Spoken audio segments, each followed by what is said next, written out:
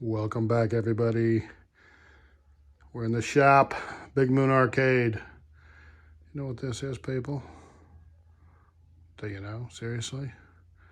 This is an arcade monitor waiting and yearning to get out. It's trapped in this old television set, people. But what it really is an arcade monitor waiting to get out. We just found it alongside the road. We just picked it up. It was free. We just picked it up. And we're going to clean it up here real quick. And we're going to open at the back. And we're going to have a look at a couple of things here. And I'm going to show you a couple really cool things about how to make one of these here TV sets into an arcade monitor. Because the tube portion of it is the same thing. The electronics are a little different and this and that, and the yokes might be a little different, but a lot of times they might be compatible with certain chassis. And we're going to talk about that a little bit. It's not that big of a deal. So, but it freaks a lot of people out. Don't get freaked out, people. Nothing to get freaked out about. So we're going to talk about it a little bit. So we're going to do a little disassembly here, and then I'm going to show you a couple things. It's going to be super cool. I don't know if you noticed, but the first thing I noticed was, well, you didn't notice because you can't smell on YouTube, but this thing had been around some cigarette smoke. I could smell it. And so that's just wiping it down with some isopropyl alcohol. And look at that. That's just on the outside of the screen. So that's the kind of stuff that you can wipe right off. Sometimes it takes a little bit of work, and it might take a little elbow grease. But you get some alcohol on there, and you can clean that screen right off. And clean all that old nicotine stain off of there. Look at that, people. Let's get a clean spot right here. We'll start with a clean spot. We're going to go back over it and see what else we get here.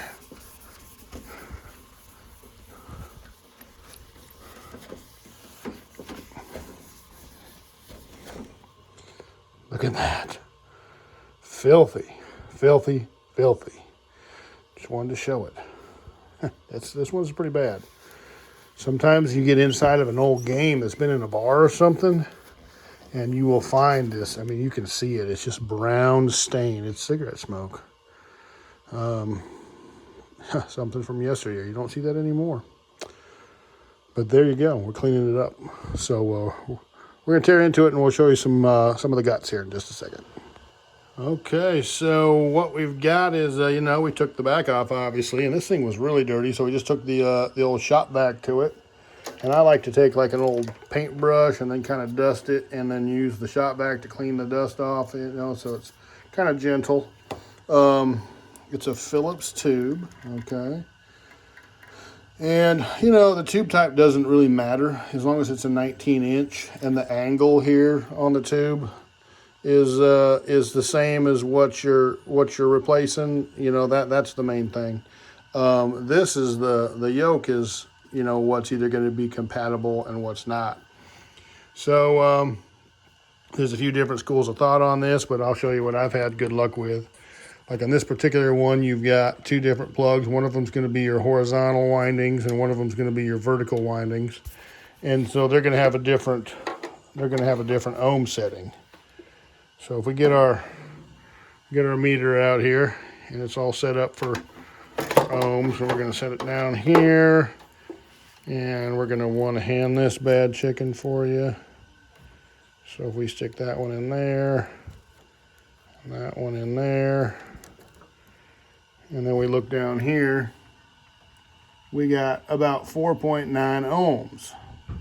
Okay, 4.8, 4.9 ohms. Okay, so that's going to be probably your horizontal. No, that's going to be your vertical. And then we'll do this one over here. And we've got about 13, so we got 13.4 horizontal and 4.9 vertical, okay? So then we just get our Sharpie pen, and we're gonna write on the side here. 4.9 vertical. And see, people, I got CRS. I already forgot what the other one was. That's what happens. I'm going to try it one more time here.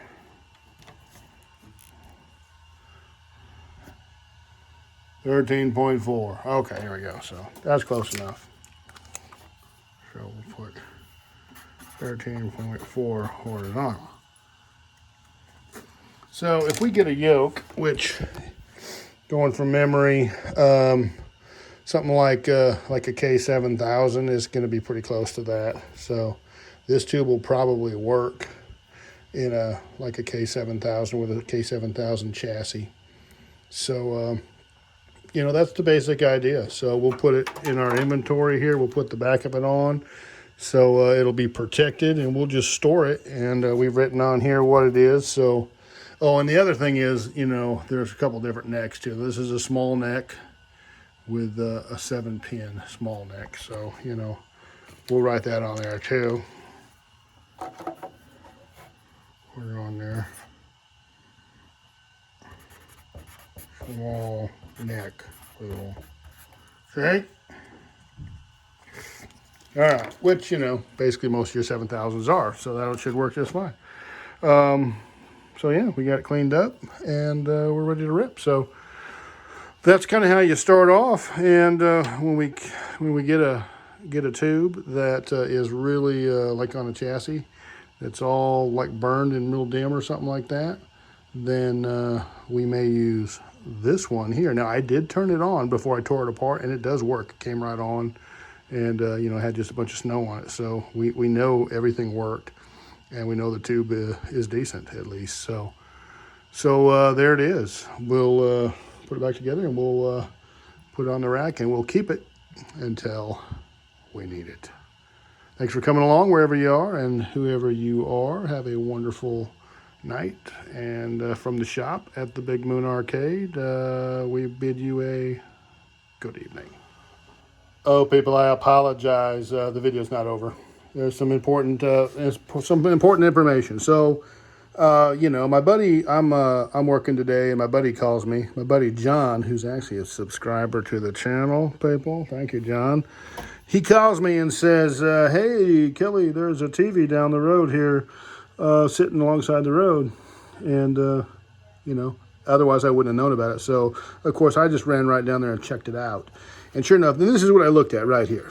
Okay, you look at the chassis model number, and somewhere in there it's going to have the old 19 in it. See, and that's what we're after. We want 19-inch. So that's what that means, 19-inch.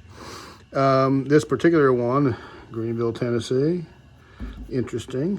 And it actually has a manufacturing date of 1993. Also interesting. So but that's what we're looking for. If you look at the serial number and it don't have like a 19 in it, or like the metric equivalent, which is 44, 48, I can't remember. The metric equivalent in centimeters. And you do run into a few of those too, but most of them will have like a 19 somewhere. That's what you're looking for. Thank you, John. We got a killer tube that we can use down the road. So now, seriously, we're going to sign the video off. Have a good one. We'll see you on the next one.